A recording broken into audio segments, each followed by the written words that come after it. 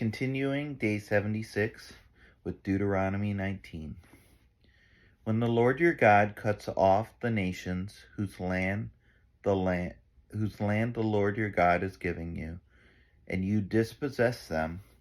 and dwell in their cities and in their houses, you shall set apart 3 cities for yourselves in the land that the Lord your God is giving you to possess. You shall measure the distances and divide into 3 parts the area of the land that the Lord your God gives you as a possession, so that any manslayer can flee to them. This is the provision for the manslayer,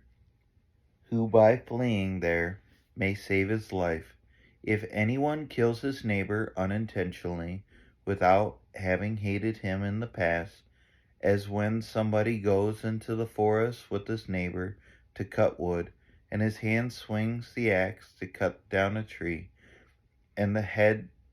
slips from the handle and strikes his neighbor so that he dies, he may flee to one of these cities and live, lest the avenger of blood in hot anger pursue the manslayer and overtake him, because the way is long, and strike him fatally.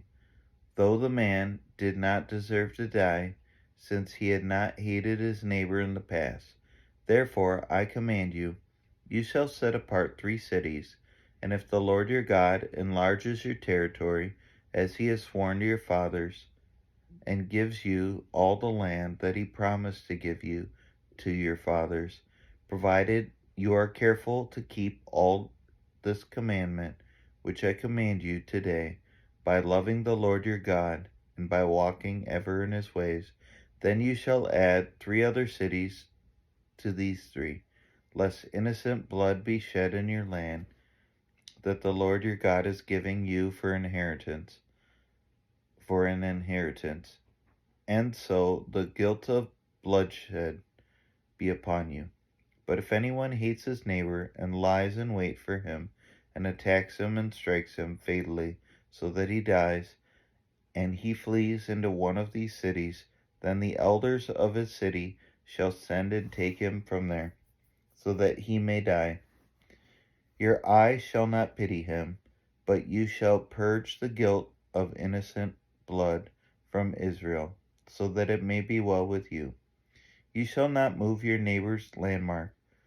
which the men of old have set, in the inheritance that you will hold in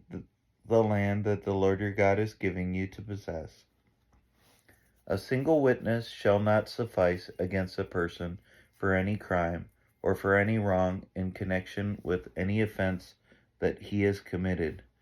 Only on the evidence of 2 witnesses, or of 3 witnesses, shall a charge be established. If a malicious witness arises to accuse a person of wrongdoing, then both parties of the dispute shall appear before the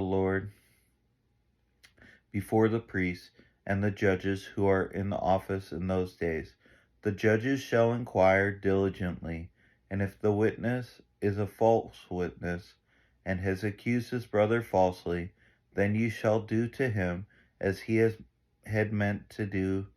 to his brother. So you shall purge the evil from your midst, and the rest shall hear and fear,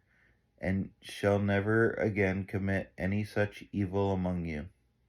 Your eye shall not pity, it shall be life for life, eye for eye, tooth for tooth, hand for hand, foot for foot.